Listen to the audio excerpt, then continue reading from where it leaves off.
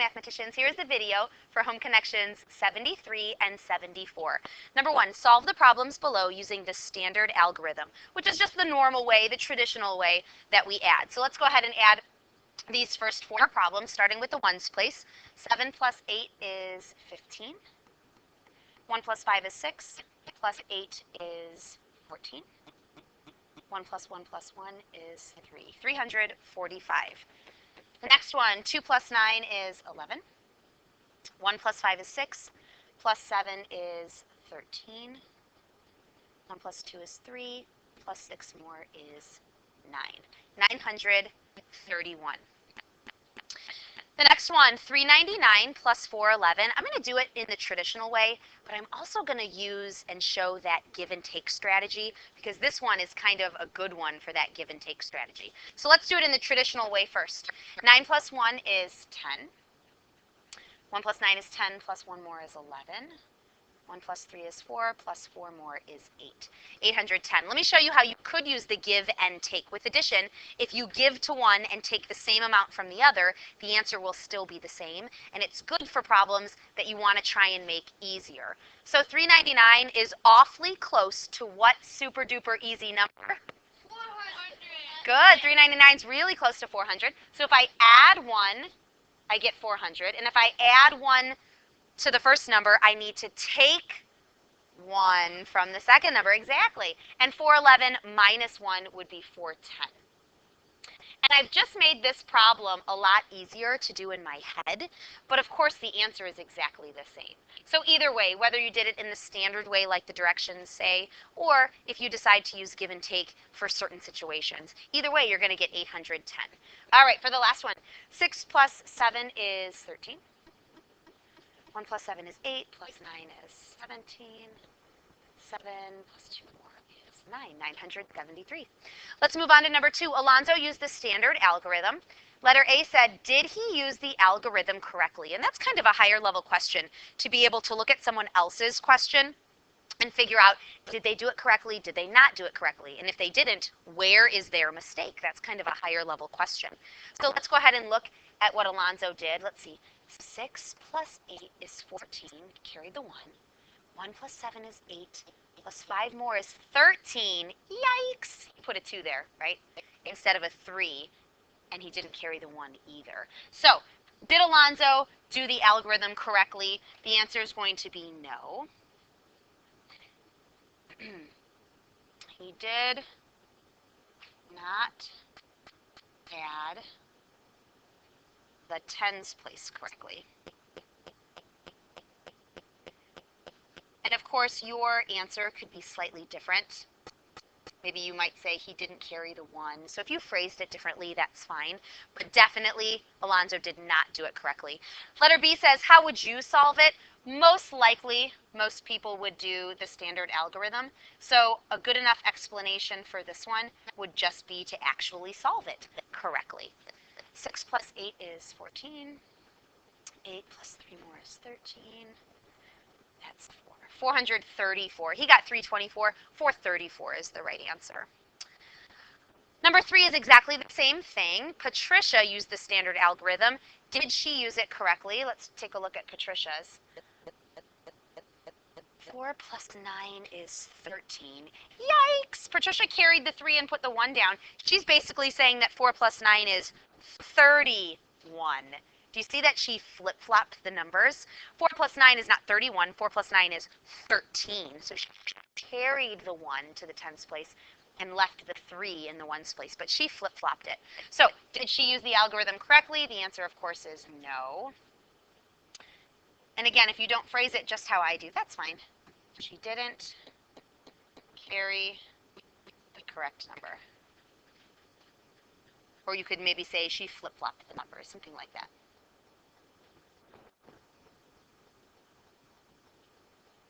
How would you solve the problem? Most likely, most people would just do it in the standard way. But of course, unlike Patricia, we are going to carry the correct number. Okay, 4 plus 9 is 13. 1 plus 8 is 9, plus 5 more is 14. 4 plus 5 is 9. 943. All right, let's move on to page 74. Fill in the blanks on the multiple wheel below. It's all multiplication. You start in the middle. Imagine an arrow from the middle shooting out.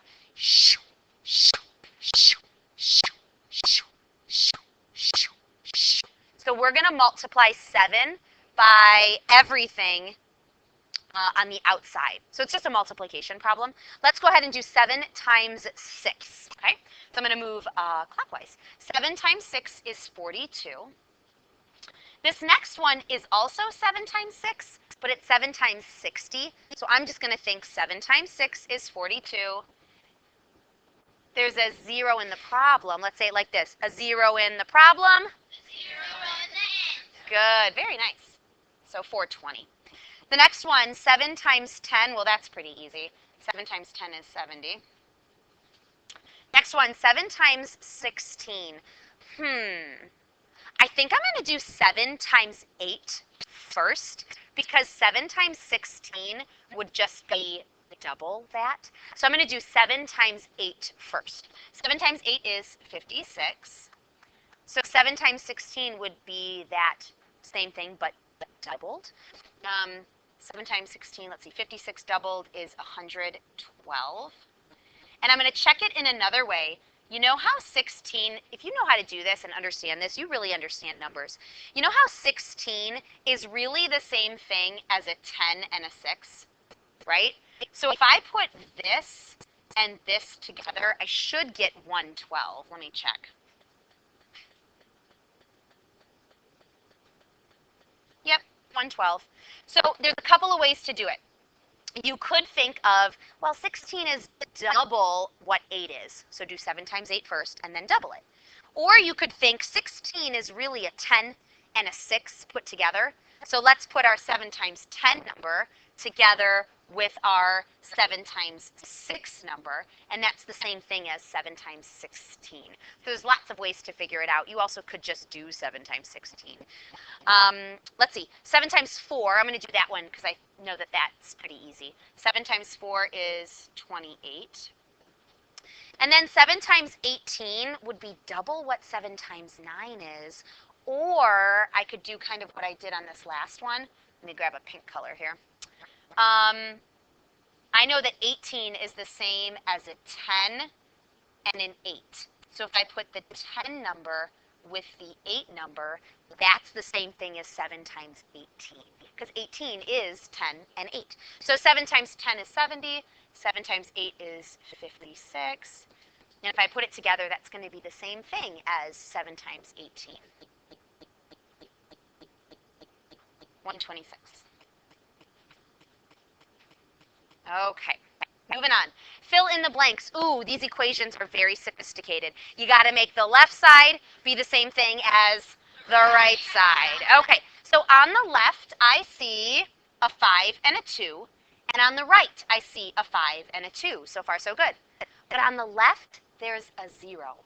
What number, when you multiply by it, also puts a 0, like in the problem? Like, what number can I put in the blank that's going to put a 0 in a number? What can you multiply by that always adds a 0 to something? Go ahead, yell it out. A 10, yeah. So let's take a look at this one more time. I've got a 5 and a 2 on the left, a 5 and a 2 on the right. I've got a 0 on the left, and when you multiply by 10, that's what adds a 0 to the end of a number. Very good. Okay, let's look at the next one. I see a 12 and a 3 on the left, so I need a 12 and a 3 on the right. I see a 0 on the left, and on the right we multiplied by 10, which is adding a 0. So our left side is balanced or the same as our right side. Okay, the next one. I see an 8, 6 on the right, so I need an 8 and a 6 on the left. Okay. On the right side, I see that we multiplied by 10. And remember, when you multiply by 10, it's the same as adding a 0. So now I have an 8 and a 6 on the left, an 8 and a 6 on the right. I've got a 0 on the left, and I've multiplied by 10 on the right, which is adding a 0. So if we were to multiply the left side, and if we were to multiply the right side, they would equal the exact same amount. Okay? Simon wants to add three numbers that total 1,000. So something plus something plus something equals 1,000. He starts with these numbers, 567 and 354. What is the sum? What does sum mean? No. What does sum mean? To find the answer to what kind of a problem? An addition problem. So we're going to find the sum, which is adding these first two numbers. 567, doing it off to the side so I have a little more room, plus 354. 7 plus 5 more is 12. 7, 8, 921. So that's our sum. So the sum is the answer to an addition problem. Sum has 3 letters. Add has 3 letters. Sometimes kids remember it that way. Letter B says, what number does Simon need to reach 1,000? We're almost there. We can do a subtraction problem to figure out how much further, or what is that third number. So let's take 1,000 minus what Simon has so far, and that will give us that third number that he needs. Okay, ooh, lots of zeros. I can't do 0 minus 1, can't take away from nothing, can't take away from nothing. So I'm going to take 1,000, which is the same as 10 hundreds. Then I can take 100, which is the same as 10 tens.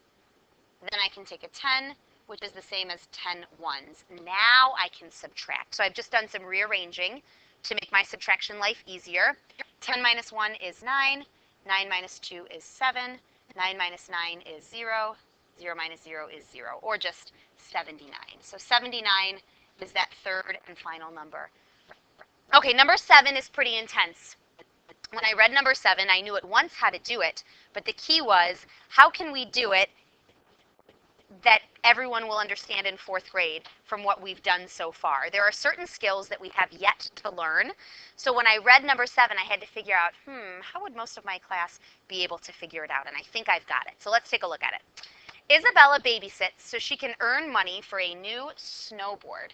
She charges $6.75 an hour. In April, Isabella babysat for 10 hours on one weekend, 12 hours on another, and 20 hours on another. So we've got 10, we've got 12, and we've got 20. And if I put all of that together, it equals 42 hours. So I'm going to keep that in mind. Okay. So $6.75 an hour times 42 hours. How much did she earn? We have not yet multiplied with multi-digit numbers. We also have never multiplied with decimals. So I'm going to show you a way that we can do it with the skills that we've learned so far. Okay? So I'm going to take 675, and essentially I need to do 675 times 42. Let's break down 42 into a 10, a 10, a 10, a 10, and a 2, because that's really easy to work with, okay? And I'm going to ignore my decimal for now and stick it back in at the end. So here's what I want to do. I want to figure out how much did she earn in 10 hours, because multiplying by 10 is easy. Another 10 hours, another 10 hours, another 10 hours, and then 2 hours, okay? Because 10 plus 10 plus 10 plus 10 plus 2 is 42. And I broke it down that way because I wanted to work with numbers that were super easy, okay? Let's do 675 times 10. Because we haven't done multiplying with decimals yet, I'm going to ignore the decimal. And I want you to pretend that it's just 675. 675 times 10.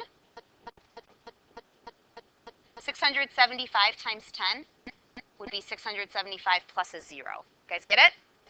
So I just took $6.75, I ignored the decimal, and I just multiplied by 10. And then I'm going to stick the decimal back in at the end. So another 10 hours would be the same thing. 5 looks a little funky there. Another 10 hours would be the same thing. Another 10 hours would be the same thing. And then 2. I've got to think, what's 2 times 675? Okay? So like 675 plus another 675. And if I do that off to the side really quick, and remember, I'm doing 675 and I'm just ignoring and pretending there's no decimal there because we haven't done much with multiplying with decimals at all.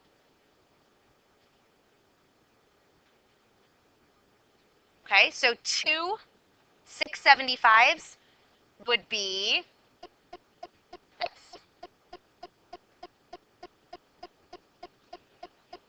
So I knew that it was 42 hours. I broke the 42 hours up into super easy numbers. A 10, a 10, a 10, a 10, and a 2.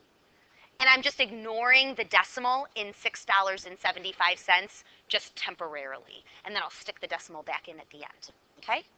So I'm going to add all of this up together. I can add 5 numbers at a time. If you can't, of course, you could break it up. But I'm going to go ahead and add these numbers. 0 plus 0 plus 0 plus 0 plus 0.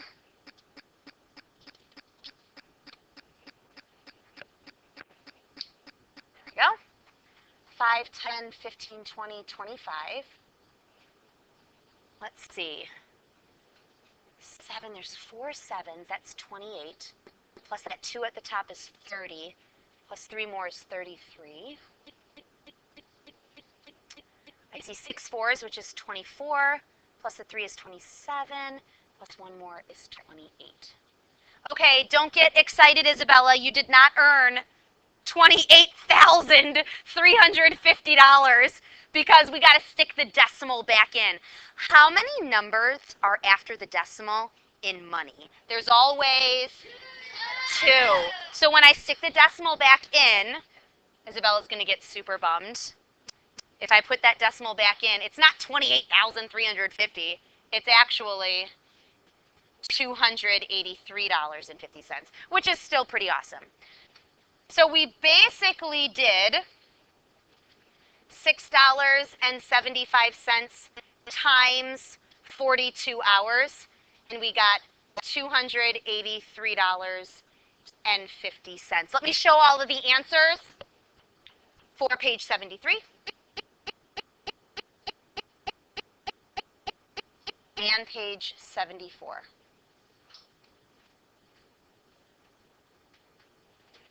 All right, kids, I will see you in class.